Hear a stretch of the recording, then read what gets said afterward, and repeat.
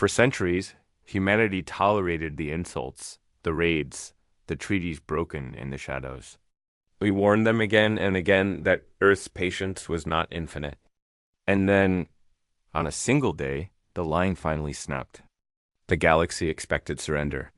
Instead, it witnessed something far worse, a quiet, controlled fury that burned entire empires into memory. From that day on, every species understood one truth: never push humanity past its limit. The long silence, the stars had witnessed many civilizations rise and fall, but none quite like humanity.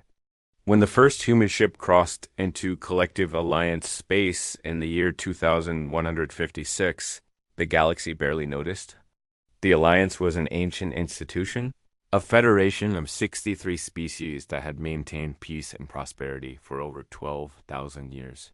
They had seen countless young races emerge from their homeworlds, eager to join the galactic community. Most were grateful for the opportunity. Most knew their place. Captain Rebecca Torres stood in the grand chamber of the Alliance Council, her uniform crisp and her posture perfect. She had been humanity's liaison officer for 15 years now, and in all that time, she had perfected the art of speaking to walls. The council members sat in their elevated seats, arranged in a vast circle that made any speaker feel small and insignificant. Some were paying attention to her words. Most were not. The Velthrak representative was grooming his feathers. The Mogani delegate appeared to be sleeping. Only a few seemed to register that a human was speaking at all. Rebecca had learned not to let the dismissal show on her face. She presented her case with the same calm professionalism she always did. The Zephyrini Collective had intercepted 3 human cargo vessels in the past month. Medical supplies meant for the colony on Kepler 442b had been confiscated. Construction materials for the settlement on Proxima Centauri C had disappeared. Food shipments to the mining outpost at Ross 128 had been seized without explanation.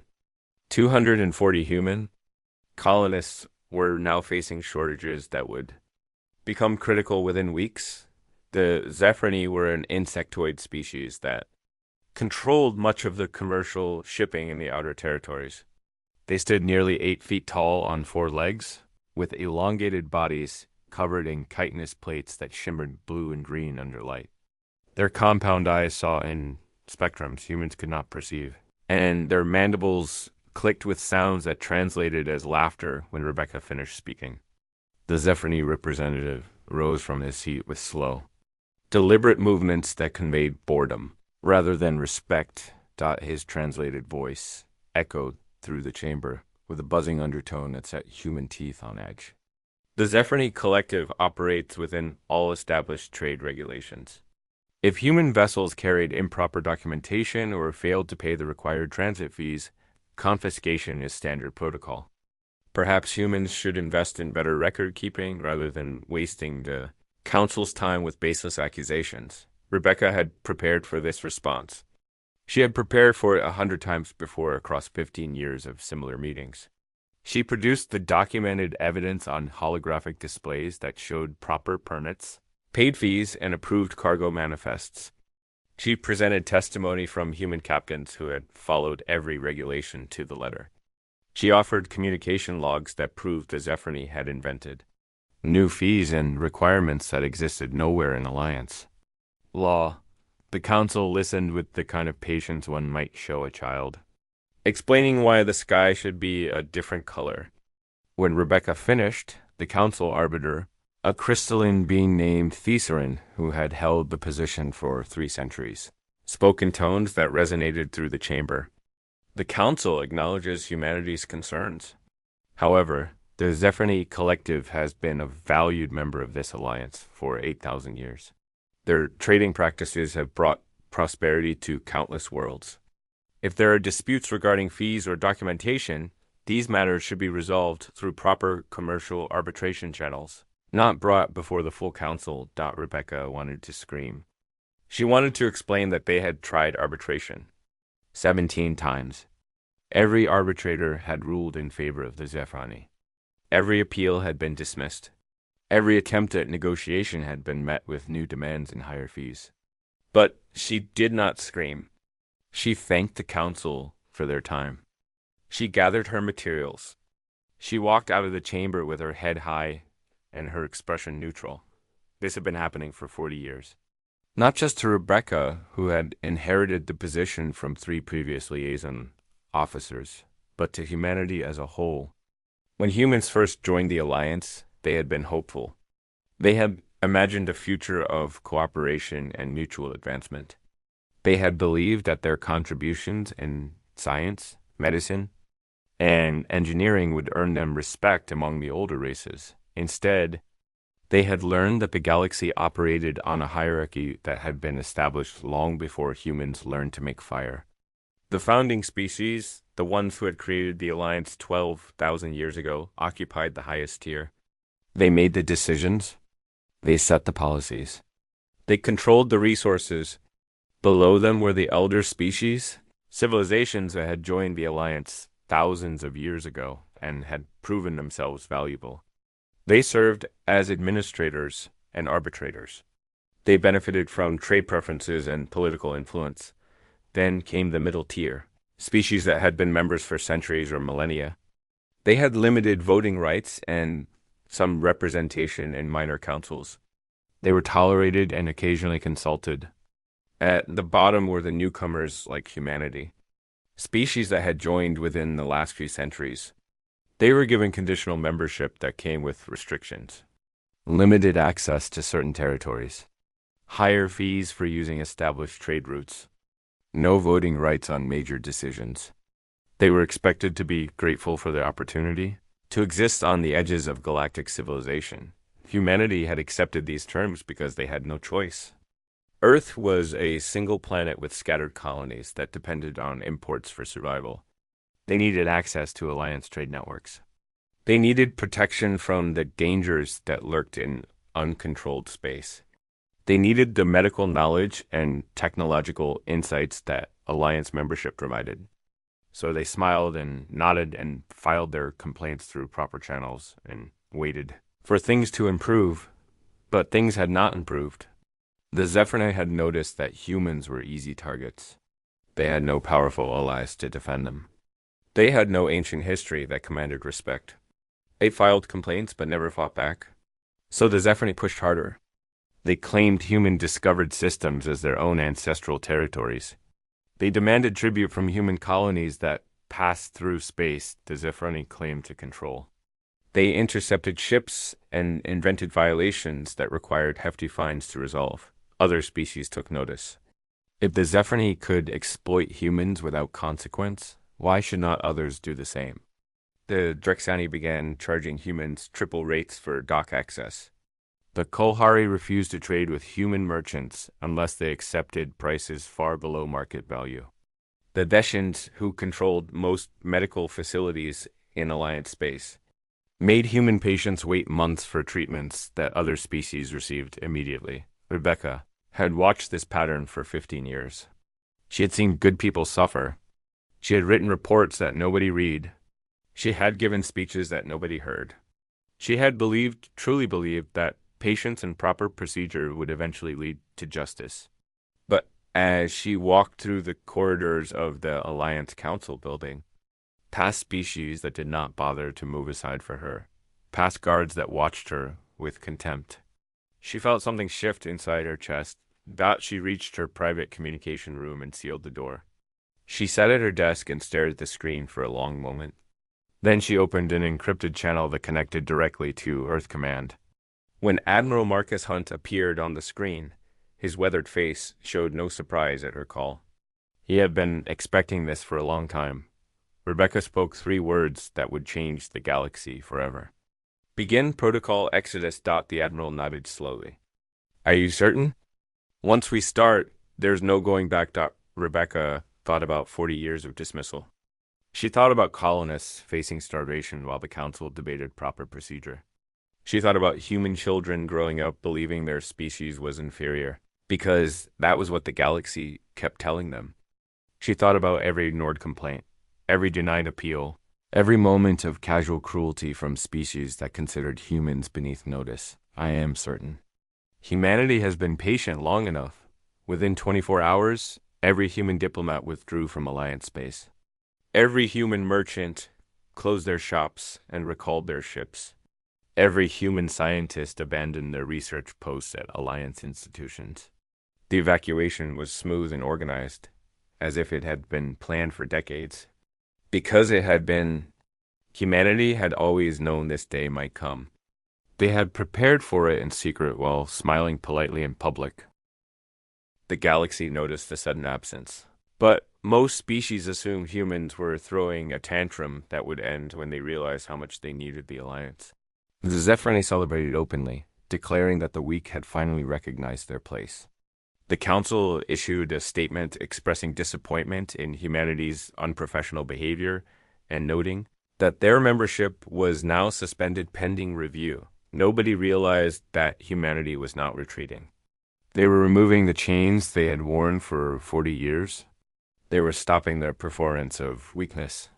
They were preparing to show the galaxy what humans became when their tolerance finally ran out in the darkness beyond Alliance borders. In shipyards hidden among asteroid fields and forgotten moons, something vast was waking up. And the galaxy was about to learn that patience was not the same thing as weakness. The awakening, the silence from human space, lasted exactly 1 week before the galaxy began to notice something was wrong. It started with small things that most species dismissed as coincidence or equipment failure. A Zephyr patrol ship went dark near the border of what had been human territory. Search teams found it 3 days later, drifting intact but completely powered down. The crew was alive but unconscious, their systems showing no signs of injury or attack. When they finally woke, they could not explain what had happened. One moment they were on routine patrol. The next moment, everything went black. The Zephyrini military command classified the incident as a technical malfunction and ordered increased patrols along the former human border. They sent a battle group of 12 ships, enough firepower to conquer a small planet. The battle group reported their position every hour as they moved deeper into the zone, where humans had once maintained trading posts and relay stations. Their final transmission came at 0347 Galactic Standard Time. Everything appeared normal. Status green. No contacts detected. Then nothing. This time the search teams found nothing at all. No debris field. No distress beacons. No trace of 12 military vessels that had simply ceased to exist. The Zephyrini High Command convened an emergency session.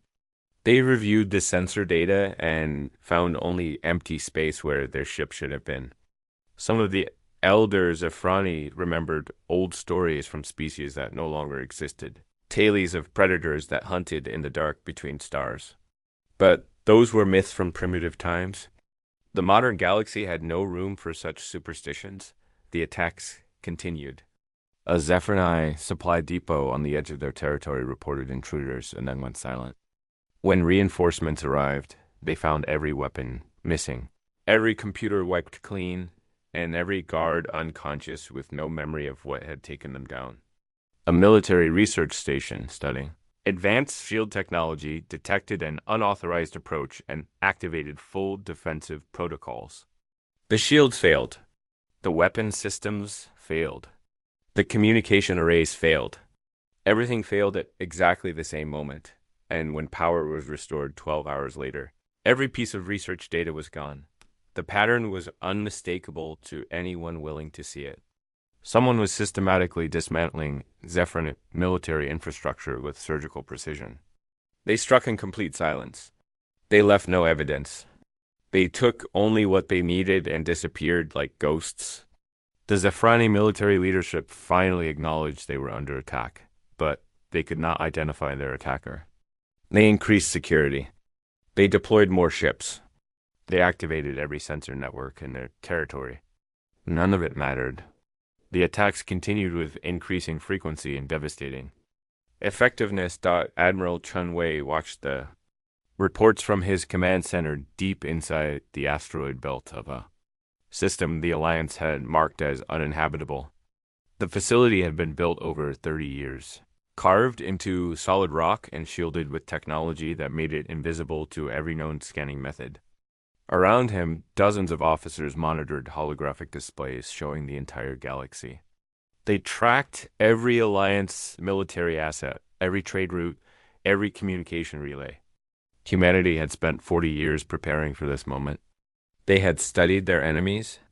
They had learned their weaknesses. They had built an intelligence network that reached into every corner of Alliance space. Chun was a man who had spent his entire adult life in preparation for a war he hoped would never come. He was 62 years old, with gray hair and hands that remained steady, no matter the pressure. He had been a junior officer when humanity first joined the Alliance. He had witnessed the casual cruelty of species that viewed humans as inferior. He had listened to politicians talk about patience and diplomacy while human colonists suffered. He had volunteered for a classified program that most humans did not know existed. A program designed to ensure that if humanity ever needed to fight, they would be ready. The Ghost Protocol had been his creation. It was based on a simple observation about how humans had survived on Earth. Humanity had not been the strongest species on their homeworld. They had not been the fastest or the largest or the most physically powerful. They had survived by being smart, adaptable, and patient. They had learned to hunt creatures far more dangerous than themselves. They had developed tactics that turned weakness into advantage. They had become the most successful predators on a planet full of predators by understanding that the best hunters struck from ambush and disappeared. Before their prey knew they were in danger, Chun had taken those lessons and applied them to space warfare. Human ships did not announce their presence. They did not engage in honor duels or broadcast challenges. They moved through space like shadows, using stealth technology developed from 40 years of studying Alliance sensors.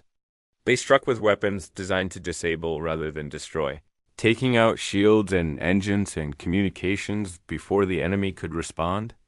They collected intelligence and withdrew before reinforcements arrived. They made every encounter feel like fighting ghosts. The Zephrani were learning what it meant to be hunted. Their military commanders issued increasingly desperate orders.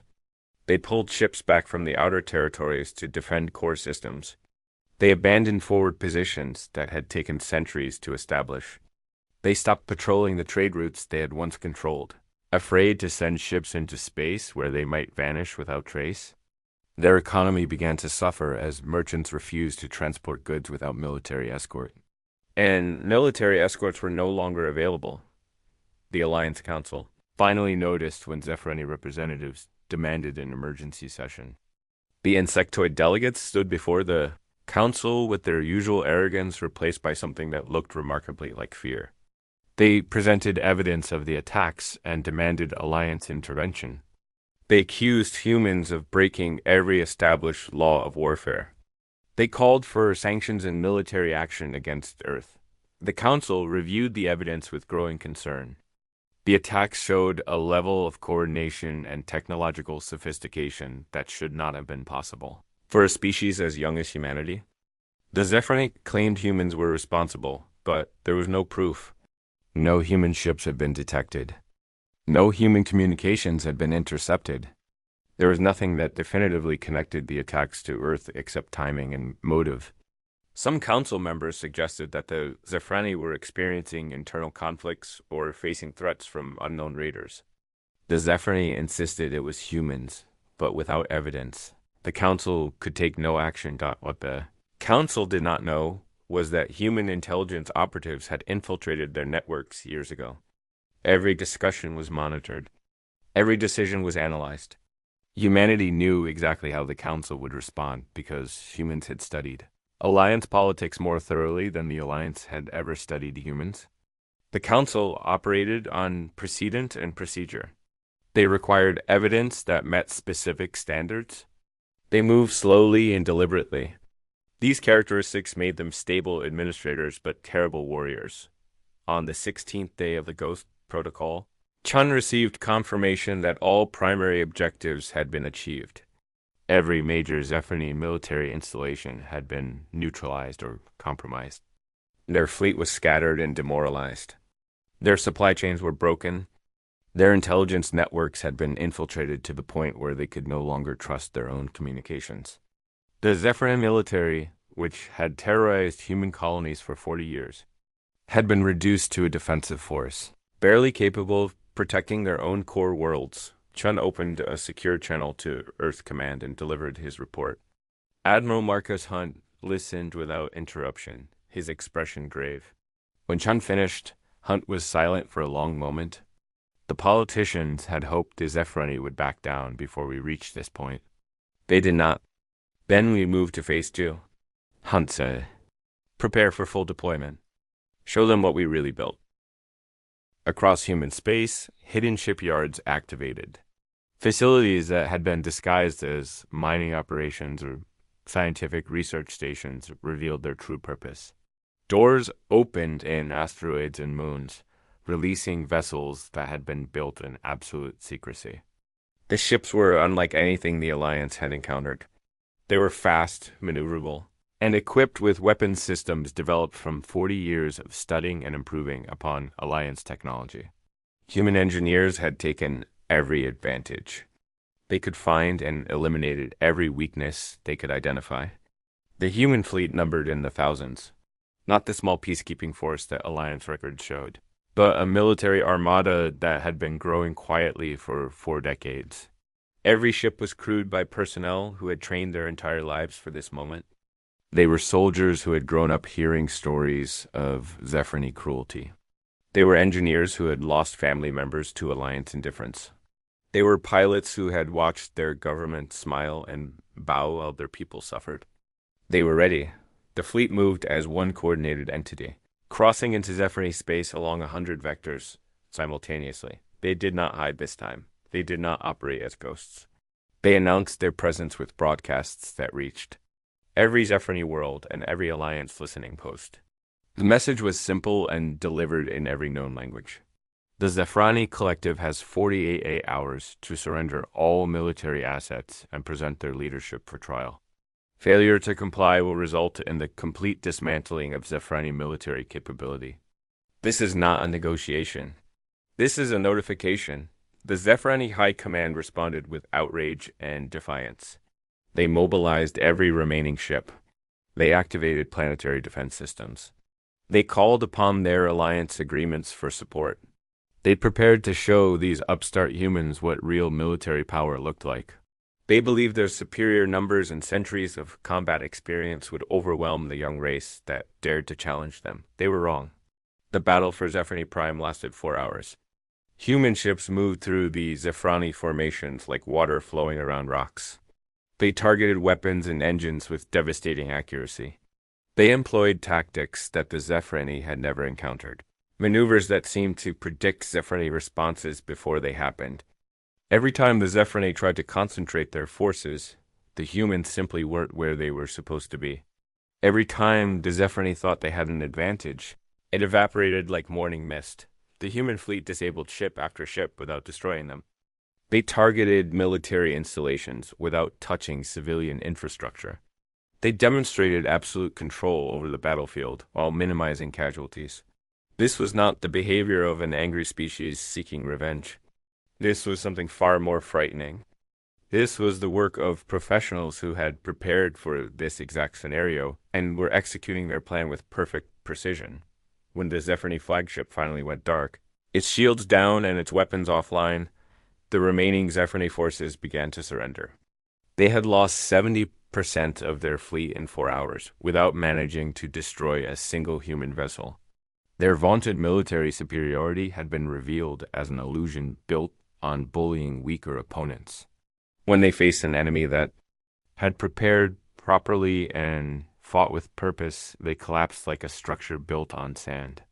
Admiral Chenwei stood on the bridge of his flagship and watched the Zephyrini surrender with no sense of triumph.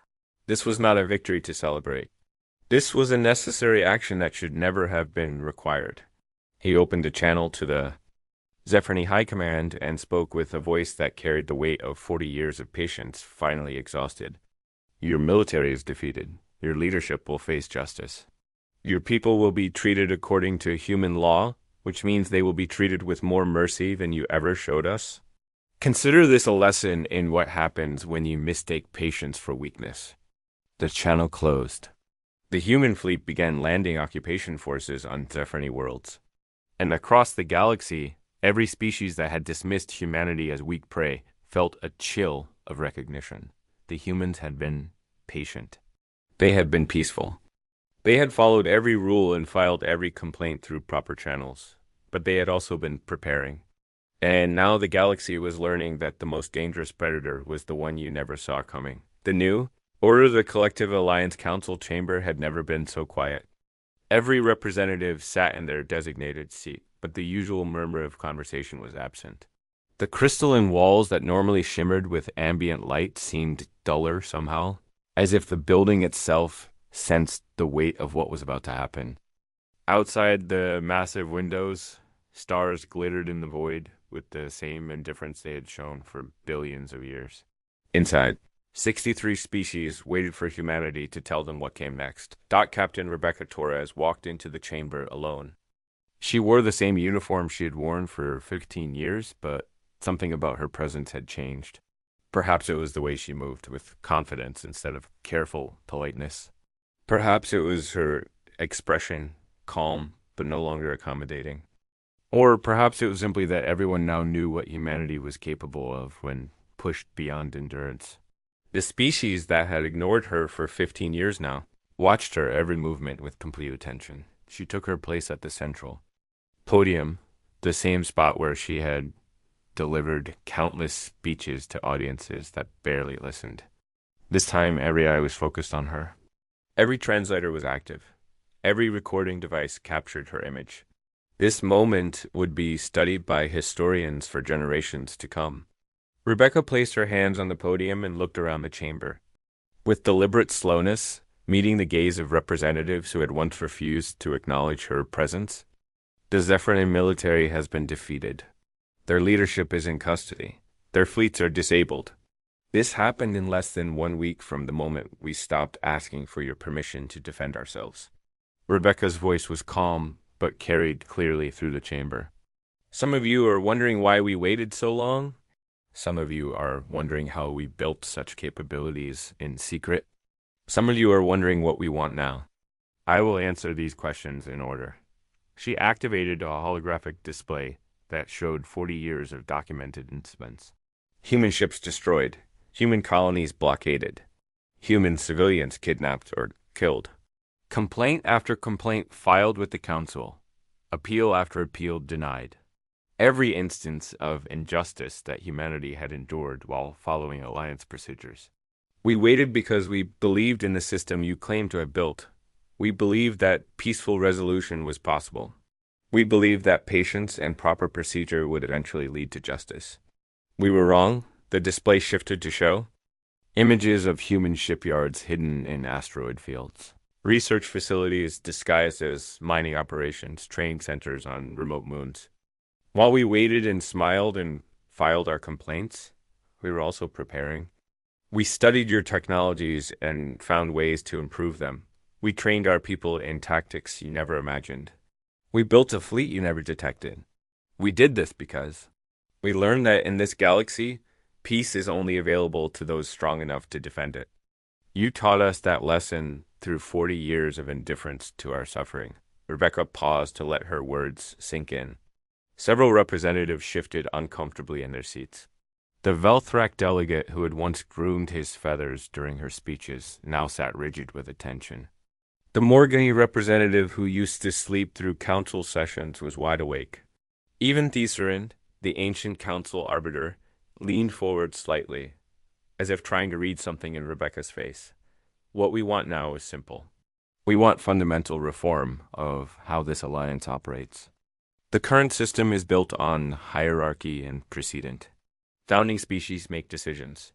Elder species implement them. Middle-tier species follow them. Newcomers like humanity endure them. This structure creates exactly the kind of abuse we experience.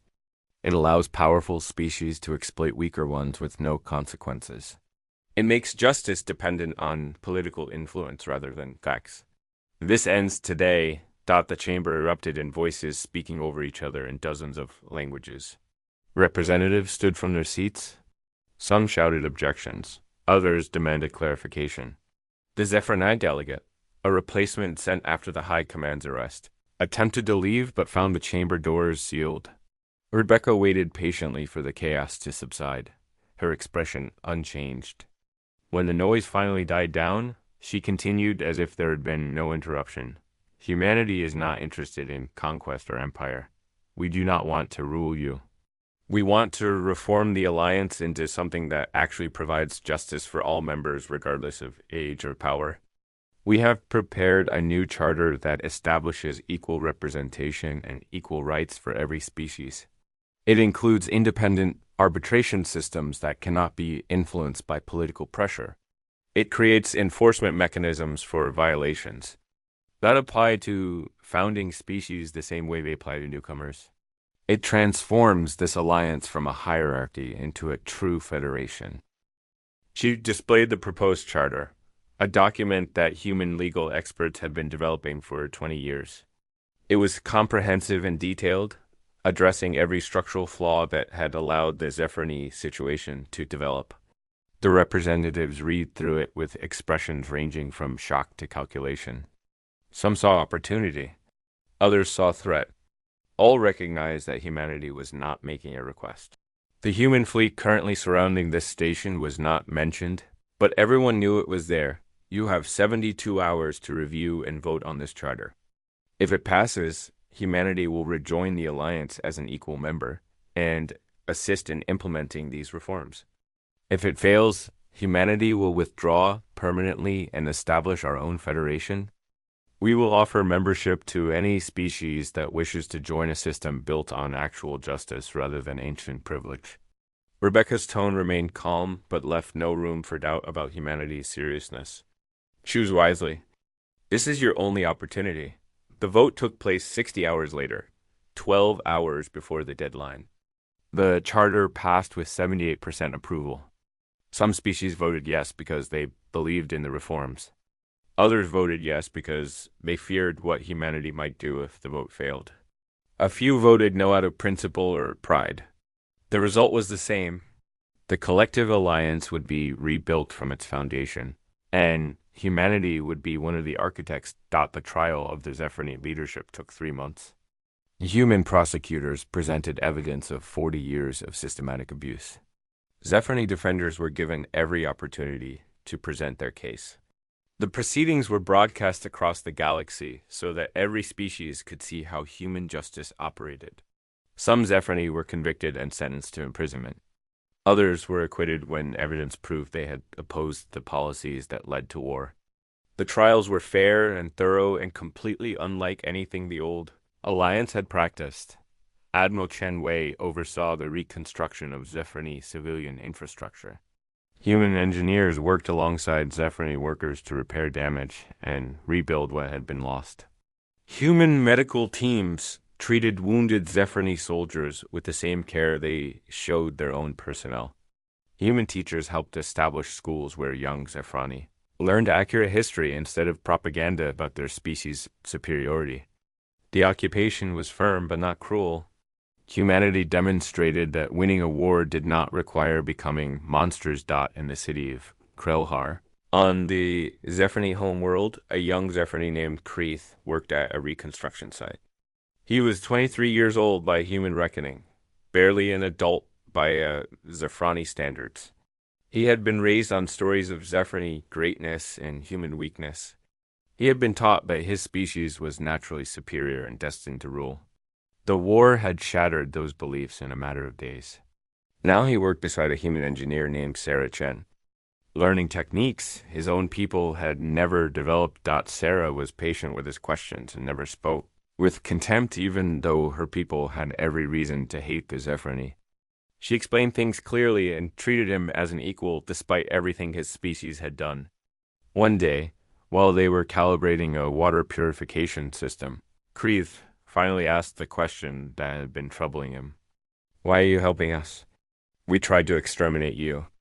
Your people would be justified in leaving us to suffer. Why show mercy to an enemy?" Sarah paused in her work and looked at him with brown eyes that held both sadness and determination. Because mercy is not weakness, it is strength. Anyone can hate their enemy. Anyone can seek revenge. It takes real strength to win a war and then help your enemy rebuild. We are not doing this because we are soft or forgiving. We are doing this because we want to build something better than what existed before. We want a galaxy where species do not need to fear each other, where newcomers are not automatically where strength is measured by what you build rather than what you destroy. She returned to her work, her hand steady and sure. Your species made a mistake. You thought patience meant weakness. You thought kindness meant inability to fight. You learned otherwise. But now you have a choice. You can spend the rest of your life hating us for defeating you, or you can learn from this experience and help build something better. The choice is yours, Kreeth. That is what actual freedom looks like. Kreeth thought about her words for a long time. He thought about the old Zephyr Empire built on conquest and exploitation. He thought about how quickly it had fallen when faced with an enemy that had prepared properly. He thought about Sarah's patience in teaching him and the human doctors, who had saved his injured mother, and the human soldiers who could have executed prisoners but chose trials instead. He made his choice. On Earth, a memorial was being constructed in the city of New Geneva, where the Alliance Council had established its new headquarters. The memorial honored the human colonists who had died during the 40 years of patience. Their names were carved into black stone that stretched for nearly a kilometer. At the center stood a simple statue of a woman looking toward the stars with determination in her eyes. The inscription read, "They endured so that we could build something better. Remember their sacrifice. Honor it by choosing peace whenever possible. But never mistake patience for weakness." Rebecca Torres attended the dedication ceremony along with Admiral Chen, Wei, and hundreds of other humans who had worked for reform. She stood before the memorial and read names she had known personally. Colonists who had died when Zephyrine blockades prevented medical supplies from reaching them. Merchants who had been killed when they could not pay the constantly increasing fees. Children who had never reached adulthood because the Alliance would not protect them. Each name was a reminder of why the war had been necessary and why humanity could never return to the old system. When she finished reading, she turned to face the crowd that had gathered for the ceremony. Representatives from 40 different species had come to pay respects. Some had supported humanity from the beginning. Others had remained neutral. A few had actively opposed them but were attempting to make amends. Rebecca spoke to all of them with the same message: humanity did not want this war. We wanted peace and cooperation and mutual advancement. We gave the old alliance 40 years to provide justice. When it failed, we had no choice but to create something new. This memorial reminds us of the cost of that creation. Every name here represents a person who died because the galaxy valued ancient privilege over basic fairness. We will not let them be forgotten. We will not allow the new alliance to repeat the mistakes of the old one. And we will never again tolerate a system that requires us to choose between dignity and survival. The new collective alliance grew slowly but steadily. Several species who had been marginalized under the old system requested membership under the Reform Charter. They appreciated a structure that gave them actual rights instead of conditional privileges. Trade flourished as species no longer needed to fear exploitation. Scientific cooperation expanded as researchers could collaborate without worrying about credit theft or knowledge hoarding.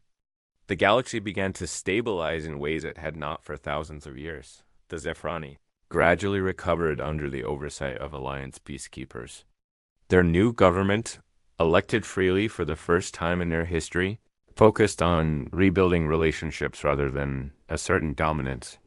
Young Zephyrini, like Kreeth, learned to measure their species' worth by their contributions rather than their conquests. It would take generations to fully heal the damage, but progress was being made. Admiral Chen Wei retired 5 years after the war ended. He had spent his entire adult life preparing for a conflict he hoped would never come, and then managing its aftermath when it proved unavoidable. At his retirement ceremony, he spoke briefly about the nature of strength and patience. True power is not the ability to destroy your enemies. It is the wisdom to know when destruction is necessary and the discipline to stop when it is not. Humanity proved we could fight. Now we must prove we can build.